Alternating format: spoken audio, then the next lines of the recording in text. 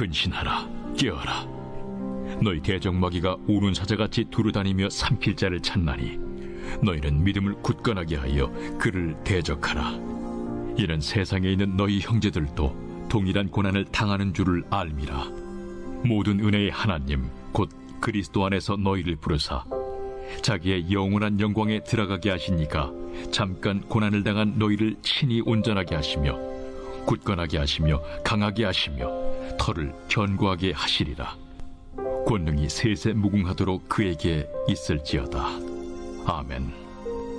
내가 진실한 형제로 아는 실로안으로 말미암아 너희에게 간단히 써서 권하고 이것이 하나님의 참된 은혜임을 증언하노니 너희는 이 은혜에 굳게 서라.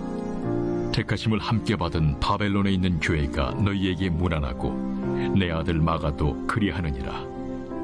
너희는 사랑의 입맞춤으로 서로 문안하라. 그리스도 안에 있는 너희 모든 이에게 평강이 있을지어다. 아멘.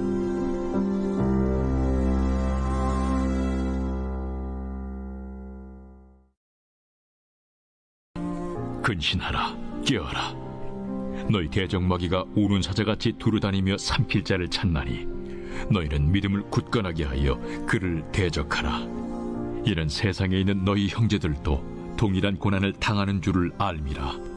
모든 은혜의 하나님 곧 그리스도 안에서 너희를 부르사 자기의 영원한 영광에 들어가게 하시니까 잠깐 고난을 당한 너희를 친히 온전하게 하시며 굳건하게 하시며 강하게 하시며 털을 견고하게 하시리라. 권능이 세세 무궁하도록 그에게 있을지어다. 아멘. 내가 진실한 형제로 아는 실로안으로 말미암아 너희에게 간단히 써서 권하고 이것이 하나님의 참된 은혜임을 증언하노니 너희는 이 은혜에 굳게 서라. 택하심을 함께 받은 바벨론에 있는 교회가 너희에게 문안하고 내 아들 마가도 그리하느니라. 너희는 사랑의 입맞춤으로 서로 문안하라. 그리스도 안에 있는 너희 모든 이에게 평강이 있을지어다. 아멘.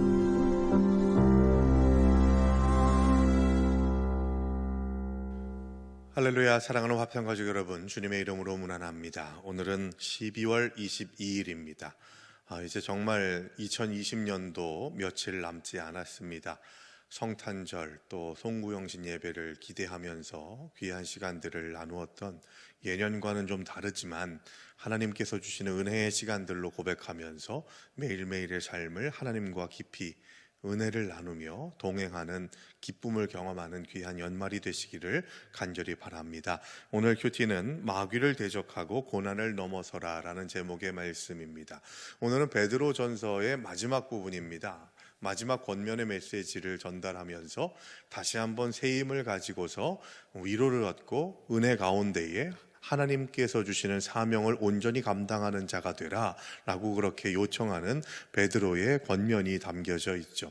이 시대를 살아가고 있는 우리들에게도 대단히 중요한 위로의 메시지로 선포되는 오늘 본문의 말씀을 통해서 이 시대에 우리 믿는 자가 어떤 사명을, 교회로서 성도로서의 사명을 감당해야 할까를 점검할 수 있는, 우리에게 적용할 수 있는 귀한 시간이 되기를 바랍니다. 묵상 에세이 함께 보겠습니다. 마귀를 대적하라. 마귀는 타협의 대상이 아니라 싸워 이길 대상입니다. 사랑으로 성도를 권면하던 베드로는 강한 어조로 근실하라, 깨어라 라고 명령합니다. 이는 마귀가 우는 사자같이 삼킬 자를 찾기 때문입니다. 마귀는 성도를 무너뜨리기 위해 자신이 존재하지 않는 것처럼 속이고 기만합니다. 끊임없이 공격할 기회를 엿보며 우리를 넘어뜨리려 합니다. 마귀의 존재를 무시하고 영적 나태함에 빠지면 마귀의 공격에 속수무책으로 무너지고 맙니다. 그러므로 성도는 근신하고 깨어 있어야 합니다. 마귀에게 틈을 주지 말아야 합니다. 믿음을 굳건히 해 마귀를 대적하면 마귀는 도망갑니다. 성령의 검, 곧 하나님의 말씀은 마귀를 물리치는 확실한 무기입니다. 오늘 본문의 말씀의 9절의 말씀을 우리는 주목해야 합니다. 굳건하라, 대적해서 싸워서 이겨라 라고 그렇게 명령하면서 그 싸움이 참 어렵고 힘들 것이라는 것을 전제하며 그런 이야기를 합니다. 너희와 같이 살아가는 세상의 다른 동역자들도 같은 고난을 당하고 있다. 그러므로 혼자라고 생각하지 마라 라고 하는 그런 말씀을 위로의 말씀으로 전하고 있는 것이죠. 어찌 보면 이게 어떻게 위로야 하는 그런 생각을 가질지도 모르겠습니다. 야, 잘하고 있어. 조금만 더 견뎌. 내가 너한테 좀 더 큰 선물을 좀 줄 테니까 좀 더 잘 이겨내라. 뭐 이런 것들이 위로라고 할 수 있겠습니다만 오늘 본문의 말씀은 야, 너만 그런 거 아니야. 다른 사람들도 다 지금 그 아픔과 고통을 당하고 있다니까 하는 식의 메시지라고 그렇게 읽혀질 수도 있는 것이죠. 그런데 베드로가 말씀하고 있는 이 어투를 잘 생각해야 된다는 겁니다.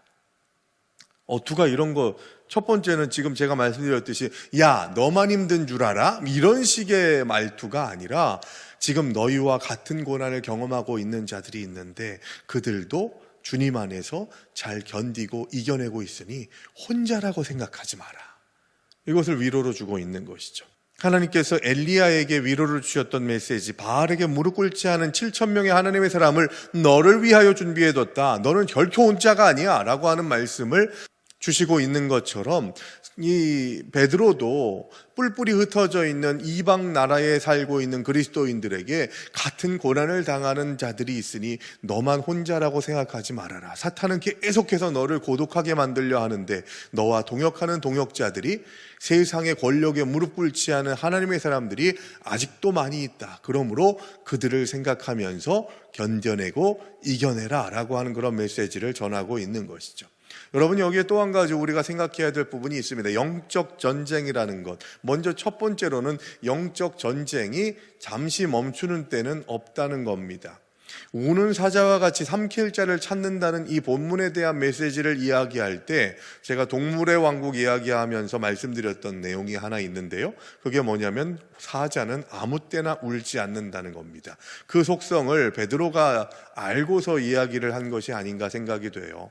사자는 울 때에 언제 우냐 하면 배가 고플 때 운다고 합니다. 그러니까 우는 사자와 같이 삼킬 자를 찾는다는 것은 계속해서 배가 고픈 거예요. 뭘로요? 우리의 영혼을 삼키고 우리의 삶을 잡아먹으려고 하는 사탄의 세력들은 언제나 배가 고프다라고 하는 그런 인식을 가지고 있어야 된다는 겁니다. 그래서 잠시도 틈을 줘서는 안 된다고 하는 이 메시지는 뭘 얘기하냐 하면 나의 대적인 사탄은 계속해서 나를 잡아먹으려고 하고 무너뜨리려 하고 참소하고 공격하는데 나는 이 정도면 사탄이 나를 좀 공격하지 않겠지, 여기가 안전지대겠지 하는 그런 식의 생각을 갖는 때에서부터 영적 전쟁의 태세는 무너지게 되어 있다는 겁니다. 그러므로 근신하고 깨어있는 상태가 어느 정도 됐다고 생각하는 그때가 제일 위험하다는 것이죠. 좀 쉬어도 되겠지, 좀 정신을 놔도 되겠지, 마음 놓고 내가 하고 싶은 것 해도 되겠지 하는 그런 생각들, 아니란 생각들을 갖게 될 때 우는 사자, 계속해서 배고파하는 그 사탄이, 우는 사자 같은 사탄이 우리를 호시탐탐 노리고 있다는 것을 기억해야 한다는 것입니다. 또 한 가지 생각해야 될 것은 무엇입니까? 제가 영적 전쟁에 대해서 생각해야 될 것, 아주 중요한 것을 이야기할 때 꼭 빼놓지 않는 이야기가 있습니다. 그것은 무엇이냐 하면 전쟁을 치를 때 제일 중요한 것, 적과 아군을 구분할 줄 알아야 된다는 겁니다. 적과는 힘을 모으고 동료와는 대적해서 싸우는 일들이 일어난다면 그 전쟁은 승리할 수가 없는 것이죠.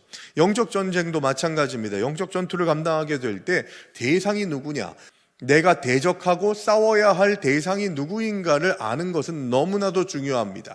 사단의 세력, 악의 세력과 싸워야 되는데 함께 동역해야 될 동역자들과 싸우고 있다면 우리는 정말 큰 잘못을 저지르고 있는 것이죠. 하나님께서 우리를 영적 전쟁에서 군사로 부르셨고 그 군사로 부르신 하나님의 백성들이 세상 가운데에서 장자된 자로서, 택한 족속으로서 영적 전쟁에서 승리해야 되는데 자기들끼리만 싸우고 있고 으르렁대고 있으니 무슨 전투가 가능하겠냐는 거예요. 들어가기 전부터, 전쟁터에 나가기 전부터 이건 끝난 것이 되는 것이죠. 하나님께서 우리들에게 주신 사명, 악을 이기고 하나님께서 기뻐하시는 하나님의 나라를 확장하고 견고하게 세워나가는 것이 저와 여러분들이 감당해야 될 사명인데, 피하 구분이 식별이 안 돼서 계속해서 내부 총질하고 있고 서로 대적하고 싸우고 원수 맺는 일들이 교회 공동체 안에서 성도가 서로 성도에게 그런 일들을 감당하게 된다면 어떻게 하나님이 기뻐하시겠냐는 겁니다. 사람이 많아도 재정적으로 더 풍성해도 그건 소용이 없는 일인 거예요. 뭐가 교회의 목적이 돼야 될까요? 어떤 모습이 하나님이 기뻐하시는 모습일까요? 어떤 모습이 사탄이 쾌재를 부르면서 즐거워하는 모습이겠냐는 겁니다. 이것을 구분할 줄 알아야 된다라고 하는 그 말씀이 바로 오늘 본문에서 대적하라, 싸우라 라고 하는 그 메시지가 마귀를 향하고 있다는 것을 우리가 기억하면서 오늘 본문의 말씀을 통해 우리의 잠자는 영혼을 깨우는 귀한 은혜가 있게 되기를 바랍니다. 두 번째 본문의 설입니다. 고난당한 성도를 온전케 하심. 하나님은 택하신 백성을 외면하지 않으시고 끝까지 책임지십니다. 베드로는 고난 중에 있는 성도들을 승리의 확신으로 격려합니다. 모든 은혜의 하나님, 곧 그리스도 안에서 성도를 부르신 하나님은 고난보다 크십니다. 그 하나님이 우리를 영원한 영광에 들어가게 하실 것입니다. 이 약속은 성도가 붙잡을 확실한 소망입니다. 영광에 들어가기 전에 고난을 당하지만 그 고난은 장차 얻을 영원한 영광에 비하면 잠깐일 뿐입니다. 잠깐의 고난을 통해 하나님은 우리를 영원한 영광에 합당한 자로 빚으십니다. 이 모든 과정은 주권자 되시는 하나님의 섭리 안에 놓여 있습니다. 인내로 고난을 통과할 때 하나님이 예비하신 영원한 영광이라는 복된 목적지에 도착할 수 있습니다. TV의 다큐 프로그램에서 소금을 만드는 과정을 본 적이 있습니다. 그냥 천일염은 저렴한데 이 소금을, 같은 소금을 다른 공정을 통해서 거쳤더니만 훨씬 더 비싼 소금, 그리고 일반 소금에서는 나오지 않는 좋은 몸에 좋은 효능이 있는 약소금이 되는 그런 과정들을 봤습니다. 죽염이라고 하는 것을 만드는 과정이 9번을 구워내서 계속해서 1번 굽고 2번 굽고 3번 굽고 9번을 구워낸 그 소금을 아주 귀하게 여기고 고가의 매매가 되는 모습을 본 적이 있습니다. 그러면서 그런 생각을 했습니다. 달궈지면 달궈질수록 풀무불 속에 들어가면 들어갈수록 더 값어치 있어지는 그런 모습을 보면서 우리 그리스도인들의 모습도 그렇지 않을까. 고난이라고 하는 용광로에 담금질되고 또 들어가고 또 고난당하고 또 넘어질 것 같고 또 낙심이 오지만 계속된 가운데, 그런 고난 가운데에서 내가 순금과 같이 나오는 욥의 고백이 우리의 고백이 될 수 있도록 하는 아주 중요한 요소가 고난 가운데에서 하나님을 바라보고 하나님의 자리를 지켜나가는 믿음의 종들에게 주시는 은혜라는 그런 생각이 듭니다. 베드로도 마찬가지지만 사도 바울도 많은 교회의 동역자들이 혼자라고 생각하지 않고 오늘 실루아노라고 하는 이름이 등장하기도 합니다만 여러 동역자들의 이름들을 우리는 성경을 통해서도 확인하게 됩니다. 혼자서 독불장군처럼 살아가는 존재는 없습니다. 하나님께서는 그리고 그렇게 살아가는 것을 원하지도 않으십니다. 공동체를 원하시고 그 공동체 안에서 하나님께서 기뻐하시는 모습으로 서로 동역하고 서로 격려하고 축복하고 어느 때에는 도움도 받고 도움을 주기도 하는 그런 일들이 공동체 안에서 활발하게 일어날 수 있어야 한다는 것이죠. 이게 바로 공동체가 살아있음을 나타낼 수 있는 아주 중요한 증거라는 것입니다. 정체되어 있지 않고 계속해서 살아 숨지는 공동체가 되려면 교제가 일어나야 된다는 거예요. 영적인 교제, 신앙적인 교제. 교회는 그래야만 살아있는 교회가 될 수 있는 것이죠. 받은 은혜를 나누고 기도 제목을 나누고 내가 가지고 있는 아픔과 절망의 순간들을 함께 이야기할 수 있는 그런 공동체가 있다면 그 공동체는 매력 있는 공동체입니다. 하나님이 기뻐하시는 공동체라는 것이죠. 그래서 고난당한 성도를 온전케 하시는 인큐베이터 역할, 용광로와 같은 역할을 하는 것이 바로 교회가 되어야 하고 성도인 저와 여러분들이 되어야 한다는 것을 인정해야 된다는 것이죠. 고난 가운데에서 온전케 되는 것이 바로 하나님이 기뻐하시는 성도들을 향한, 교회를 향한 하나님의 목적이라면 그것을 제대로 수행하는 것이 하나님의 뜻이라는 것이죠. 그런데 반대로 우리가 고난 가운데 있는 자들을 더 짓밟고 더 낙심케 하고 절망케 하고 판단하고 정죄함으로 인해서 그를 다시는 일어서지 못하게 하고 회복하지 못하게 하는 그런 생각을 가지고 있다면 온전케 하는 일들을 저해하고 막아내는 악한 도구로 쓰임받는 자가 될 수밖에 없다는 겁니다. 교회를 통해서 우리가 회복해야 될 것이 무엇인가? 그리고 내가 교회를 통해서 위로를 얻고 은혜를 입었던 때를 기억하면서 나도 또한 그런 모습들을 만들어 나가고 하나님이 주시는 힘과 능력으로 그 사명을 감당하겠다고 다짐하고 결단하는 하나님의 백성들이 되어야 한다는 것입니다. 그런 점에서 교회를 변화시키기를 원하신다면 이렇게 고난 가운데 있는 자들을 온전케 하는 일들을 내가 감당하겠다고 다짐하시면 교회 공동체가 변화될 수가 있습니다. 그러므로 우리가 이런 고난 가운데에서 하나님이 기뻐하시는 모습으로 성도된 모습, 교회된 모습을 지킬 수 있는 근거가, 힘이 어디서 올까요? 본문 해설에서 말씀하고 있는 것처럼 잠깐의 고통과 고난과 어려움들에 집중할 것이 아니라 잠깐은 이겨내고 영원을 소망하는 하나님의 백성들이 되어야 된다는 겁니다.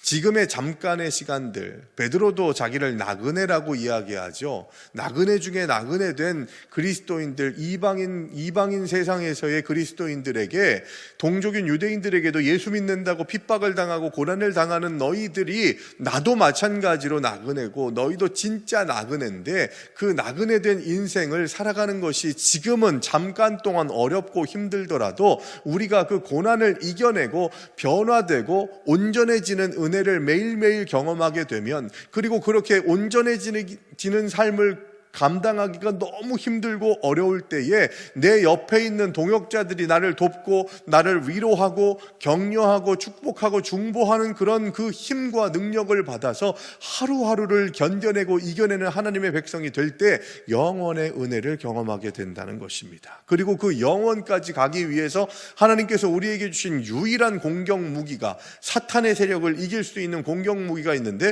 그것이 바로 성령의 검, 말씀의 검이라는 겁니다. 말씀의 성령의 검. 그러므로 말씀이 없으면, 말씀을 받지 못하면, 말씀이 공급되지 않으면 우리는 그냥 계속해서 두드려만 맞는, 견디기만 하는 자가 될 뿐이지, 말씀의 검을 가지고 악한 세력들을 이기는 능력은 성경이 없으면, 말씀이 없으면 불가능하다는 것을 전제하고 있음을 우리가 깨달아야 하겠습니다. 그러므로 우리는 매일매일마다 인내하되 그 인내의 근거가 말씀이 되어야 하고, 말씀을 통해서 은혜를 얻어야만 하나님이 기뻐하시는 영원한 하나님의 나라의 소망을 가지고 한 걸음씩 한 걸음씩 나아갈 수 있다는 것을 우리가 기억할 수 있어야 하는 것이죠. 자, 묵상 일세에 함께 보겠습니다. 고난 중의 소망. 현재 가족 치료를 공부하고 있는 청년 제이는 가족이 회복되는 세상을 꿈꾼다. 낚시가 취미였던 군인 아버지는 집에 자주 들어오지 않았고 엄마는 갈수록 애정결핍과 우울증이 심해졌다고 한다. 제이는 이런 가정 분위기가 싫어서 도서관에서 늦게까지 공부하다가 집에 왔다. 엄마의 우울증은 점점 더 심해졌고 약 없이는 잠들지 못하는 상황이 되었다.